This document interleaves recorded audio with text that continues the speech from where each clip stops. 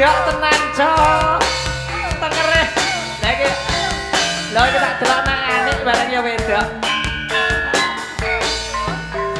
sigar ya re amit amit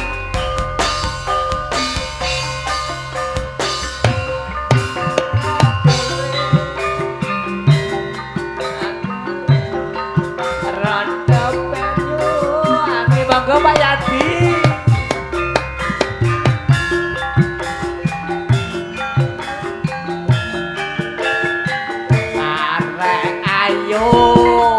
sapa ta jenengmu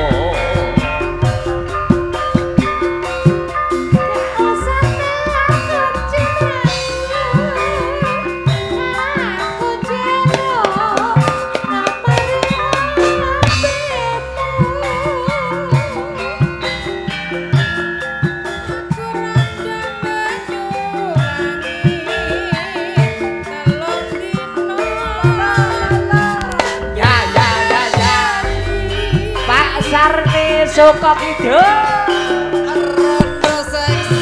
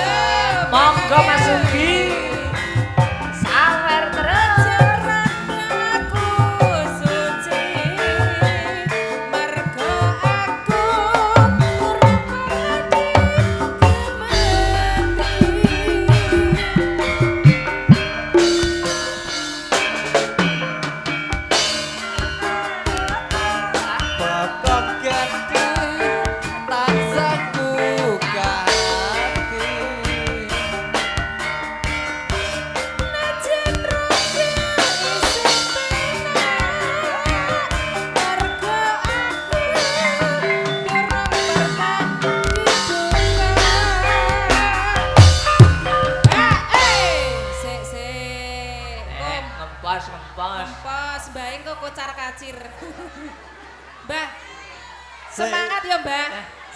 Sik. Namine sinten, Mbah? Sinten namine, Mbah? Ayo Timi. Namine Mbok Pak Ijo. Ya. Mbah Pak Ijo masale pundi, Mbah Jem? Rongko. Tukang urut panjenengan. Mboten. Nggih. Badhe nyanyi? Nyanyi. Nyanyi napa? Ana randa. Enggak ada komaku. Randane ayu saja ilmu. Wis teko Pak kok melu aku. Randa enom kenek tak goleki. Ijo-ijo alihe putih. Wong bojo gak tau boleh. Lah kowe Mbak Wilis. Oh ya Allah. Mbak ana ya penyanyi. Ada penyanyi kondang lho Pak Eko. Nah. Iki gambarane Nggih. Mbak Irna antara Mbak Wilis. Ya besok. rondo ning Banyuwangi diteruske gek kalih ingkang katuk pikantuk sampur monggo disiapne. Rondo Banyuwangi diterusne. Nggih, sembah nuwun Mas Eko nggih. Perawan rondo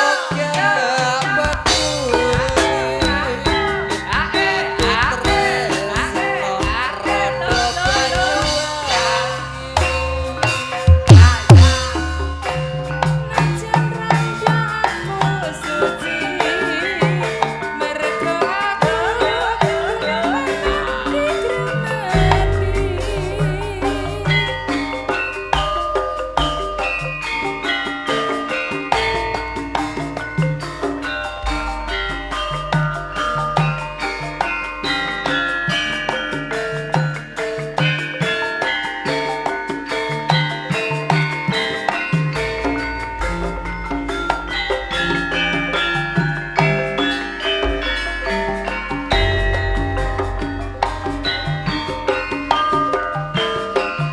Monggo Pak Jati.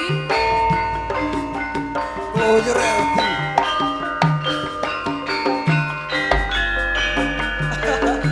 Adek Augi. Augi.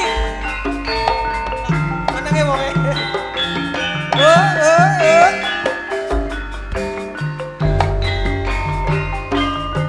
Dan terus madunge campur pedhot. Campur pedhut. Aku ngiyup neneper pasar kuno.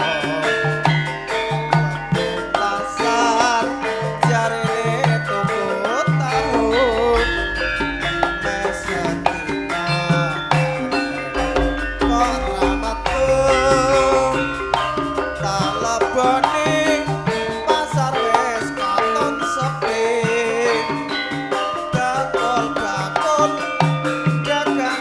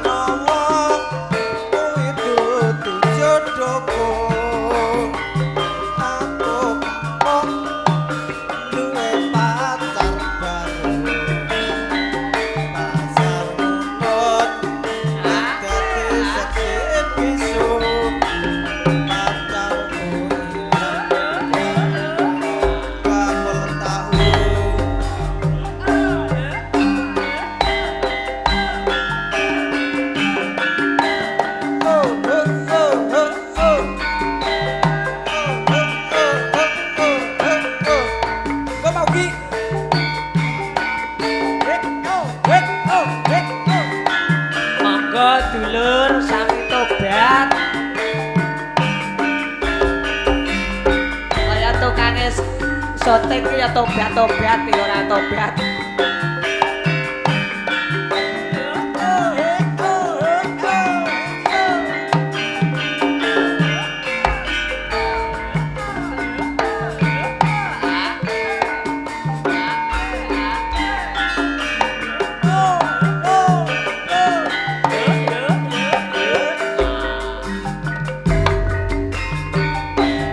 Wong urip karse kebake panggoda mula ayo sing eling lan wakoda limang waktu padha lakonono aja milih karo bojone tangga aku biyen tukang paling rondo wis tau tak lakoni alhamdulillah aku wis mari kulaku ajar terus belajar ngaji kalimo ayo padha sing ngerono makan manton mabojo lan percaya zaman akhir saja wis tanda-tanda luntang cukrok segara hampir bulan nyawa kula sumpah boten murka kecekan tipe wong ala katara Gusti sudah dosaku iki kula tobat ajeng terus belajar ngaji malima ayo padha sing ngerono Madan-madan apa judilan percaya zaman edan saja wis tanda-tanda gunung cukruk segara hampir golek nyawa kula sumpah boten bakal tidak murka becik ketintip wong ala ketara Duh Gusti sudah dosaku niki kula tobat ajeng terus belajar ngaji Suwun Pak Sentun